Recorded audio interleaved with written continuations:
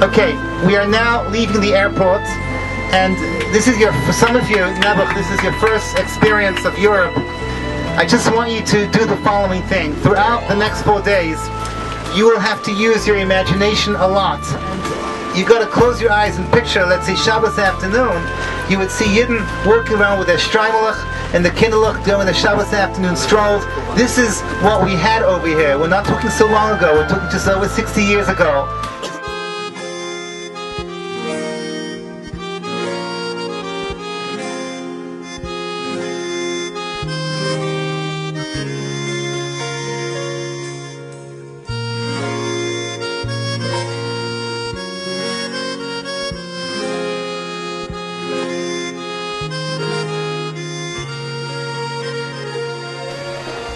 First of all, imagine this place, this room 100 years ago.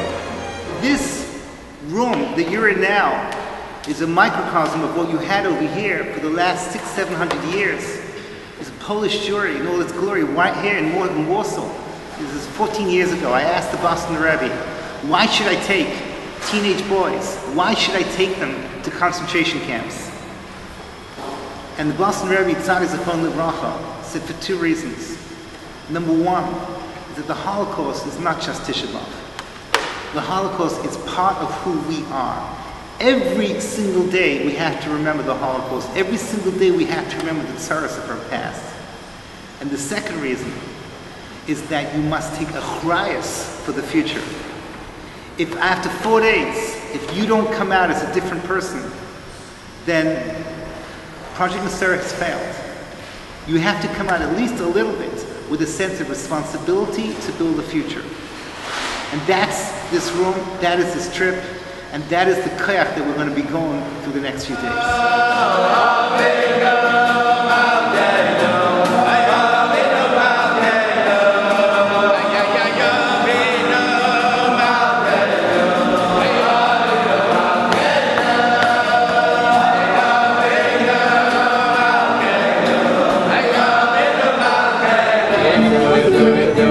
Guys.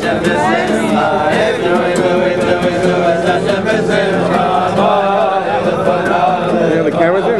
Explaining.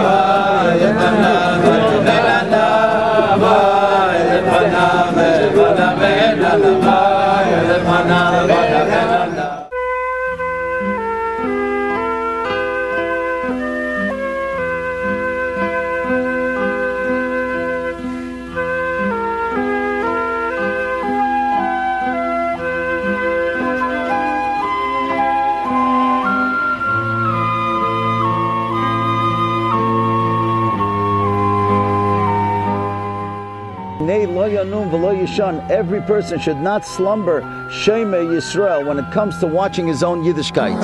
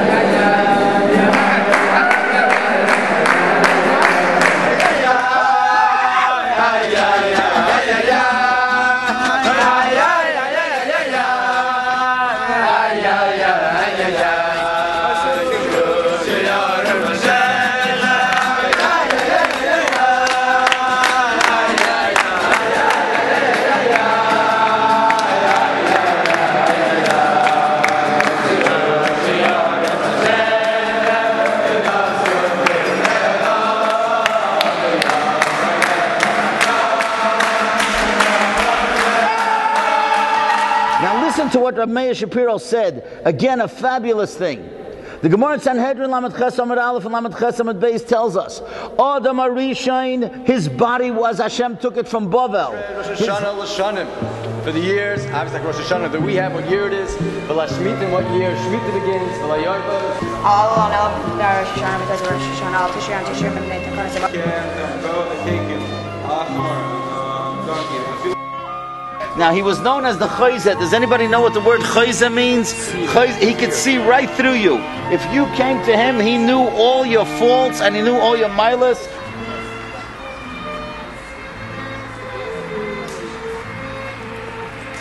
Yeah, this one here. Yeah. Probably his name was Tzvi. Was Tzvi or...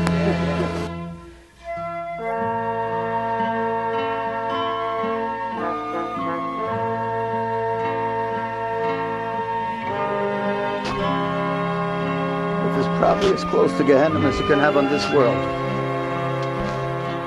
A number of years ago, a man from Belgium came here, and people asked him, how could you come there? You were in these camps. Why would you come? You always tell us the terrible tortures and everything that you saw, and you were lucky to survive, but why did you come back? And he said, I came back here to make sure that there's nobody crying here anymore. I came back here to hear that the place is quiet. For 45 years, ever since I left this place, I hear at night, I still hear the cries, I still hear the pain, and I still smell the burning bodies. I had to come back here to convince myself that there's no smell here anymore, that there's nobody crying, that there's nobody screaming. And today we come back to honor all these people that in the last moments of their lives didn't give up their emunah. Everything that happens to us is a way to improve us, to better us, to make us better people. And we go through different nisyonis of life. And sometimes even if everything that we did was right, but Hashem is trying to teach us to refine our neshamas. And so if we, Baruch Hashem, do not have to go through what they went through here, so we have different nisyonis. We have nisyonis of wealth. We have nisyonis of everything that we want. We have the nisyonis of ma'od. And the Eibusha should help that what we learned from this place is that in the most difficult people, in the most difficult positions, they were Rav, they withstood that test of time. They were able to say Shema and say B'chol mi'adecha, that we should go back wherever we come from and be able to say Shema, V'hoyam Shemoya, but to say it with the Ma'od and to be makriv and be willing to give up our Ma'od for the sake of HaKadosh Baruch Hu.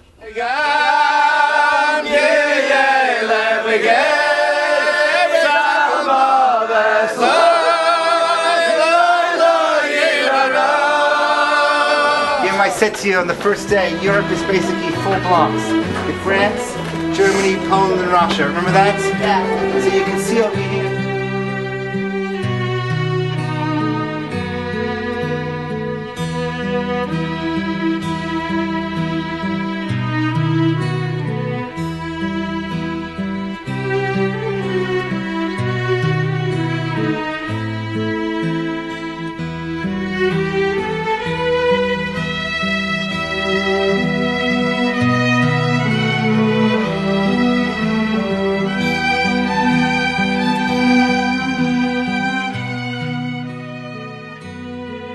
Can't do mitzvahs anymore. They can't learn Torah. They can't do chesed anymore. But we, Lebedika people, we put on our shoes every day, and in a sense we fill their shoes. And if we remember how great these people were, the frumkeit that they held on to, the mitzvahs that they did in the most difficult situations, we take that lesson and we go with our shoes. And we're careful. As David HaMelech said, gas chambers is where the Jews were killed, and the crematoria is where they were. The bodies had to be destroyed. So that's where they were incinerated. So basically, you're going to go in and you're going to see ovens. That's where the Kehillah of Lublin and all the Yidden that lived in this area that came to Maidanek, this is where they finally met their end. They never had the schus to have a Jewish burial, and their bodies were turned into ashes. About 8 years ago, something happened in this room that literally changed my life and the lives of everyone that was there. What was the story? The story is as follows. What was the last chapter of 700 years of glorious Lublin? This is what this trip is all about. It's all about you telling them that we're carrying the candle into the future. We have outlived them. And Lublin lives on every day. Every time you open up a sefer and you learn the Marshal, you learn Hasidus, you learn the songs of the Torah of Meir Shapiro. We have outlived them. And we are the ones carrying the torch to our own children and grandchildren.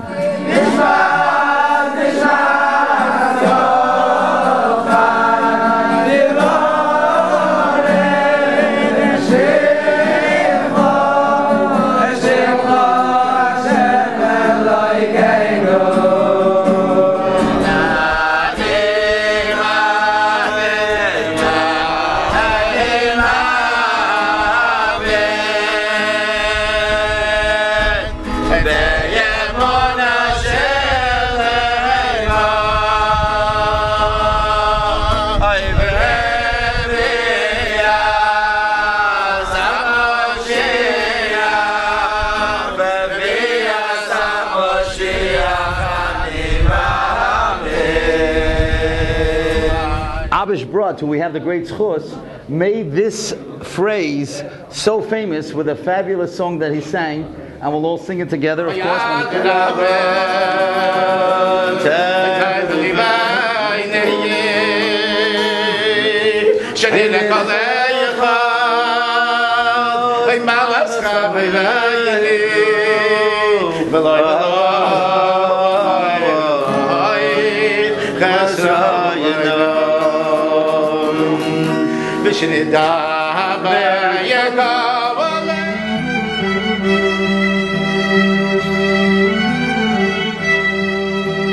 Here in Birkenau, we're talking about between 1 million and 1.5 million. When you say you died in the Holocaust, statistically, you died in this place over here.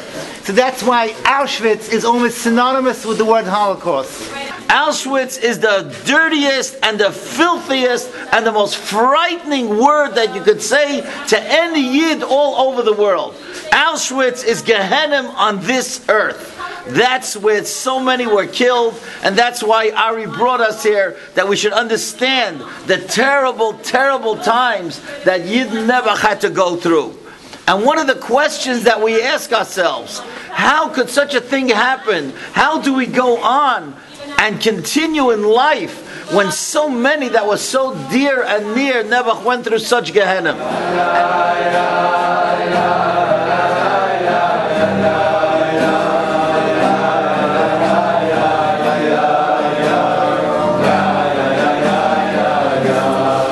You see an elder Yid in shul, take a close look. You'll still see some of them left. They have those tattoos, and they're still putting on tefillin. Chapa bracha from these Yidden. There's only a few years left. They're all like Rabbi Nissel said, in their high 80s, in their 90s. Chapa bracha, as the Satmar Rebbe said, it's the greatest bracha you could get. We are standing here in Krakow, Erev Shabbos. It's late, but we still felt it's so important to be here because Oscar Schindler, as you were told on the bus, kept Yidden in his office on the list. That's why it's called Schindler's List, to make sure that they would have jobs, but even more so that they would not be sent to concentration camps.